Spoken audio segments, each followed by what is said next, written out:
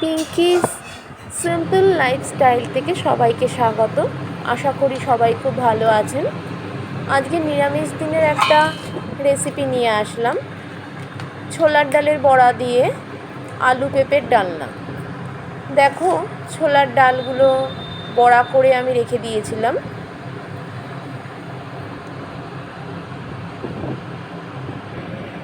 পেঁপে আলু সব কেটে রেখেছি।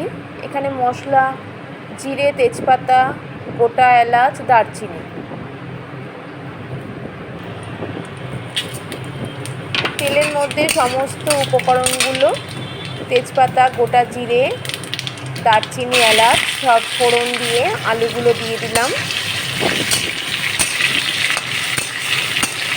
আলুগুলো এবার একটু ভাজা ভাজা হবে।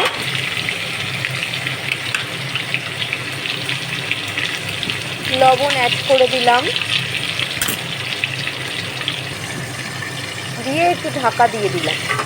আমি একটু ঢাকা দিয়ে রান্না করি, তাহলে রান্নাগুলো খুব তাড়াতাড়ি সুসেদ্ধ হয়ে যায়।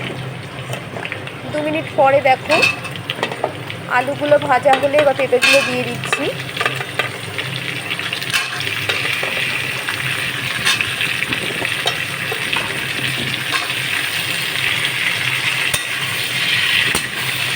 পেঁপে আর আলু একসাথে নাড়াচাড়া করে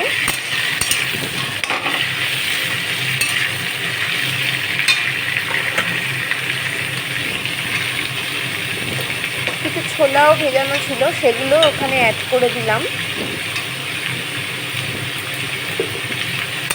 দিয়ে আবার এগুলো লো ফ্লেমে নাড়াচাড়া করছি।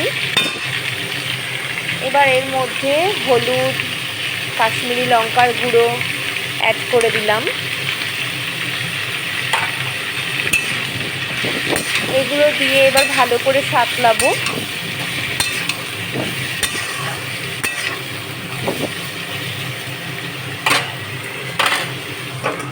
গ্যাসের ফ্লেমটাকে লো করে আমি ঢাকা দিয়ে দিলাম। ফিরে আসছি 2 মিনিট পর। দেখো ভাজা ভাজা হয়ে গেছে। এবার এর মধ্যে সমস্ত মশলাগুলো আমি একে একে অ্যাড করে দেব। জিরের গুঁড়ো, ধনের গুঁড়ো, প্লাস একটু জিরে বাটাও দেব। আর আদা, কাঁচা লঙ্কা, টমেটো পেস্ট করেছিলাম, সেগুলো অ্যাড করে দিলাম। দিয়ে অল্প একটু জল দিয়ে এটা ভালো করে এবার সাঁতলাবো।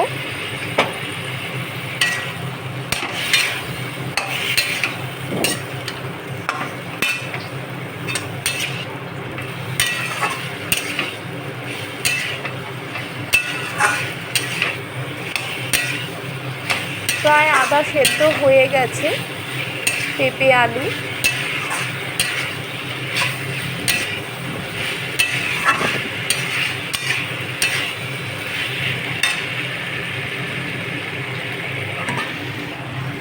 এবার একটু ঢাকা দিয়ে রাখলাম। এবার এর মধ্যে গরম জল অ্যাড করে দেব।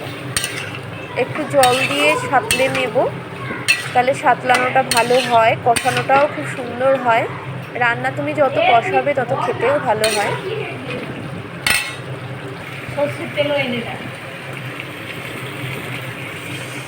এবার গরম জলটা এর মধ্যে অ্যাড করে দিলাম।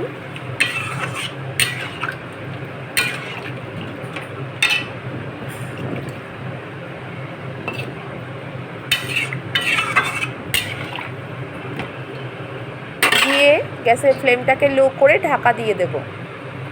ফিরে আসছি 2 মিনিট পর। দেখো তরকারি প্রায় হয়ে গেছে। এবার বড়াগুলো অ্যাড করে দিলাম।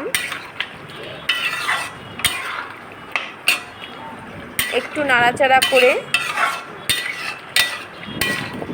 কারণ বড়া দিয়ে বেশি ফোটালে বড়া সব ভেঙে যায়। এবার এর মধ্যে একটু মিষ্টি দিয়ে দিলাম। নিরামিষ রান্না একটু মিষ্টি মিষ্টি ভালো লাগে। তোমরা যারা মিষ্টি পছন্দ করো না তারা স্কিপ করে যাবে। এবার একটু ঘি দিয়ে দিলাম।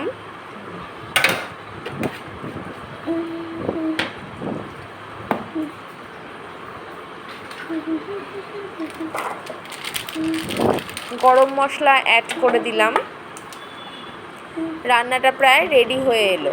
দেখো দেখতে এরকম হয়েছে, খেতেও খুব সুন্দর হয়েছিল। আবার নেক্সট টাইম পরের ভিডিও নিয়ে আসবো।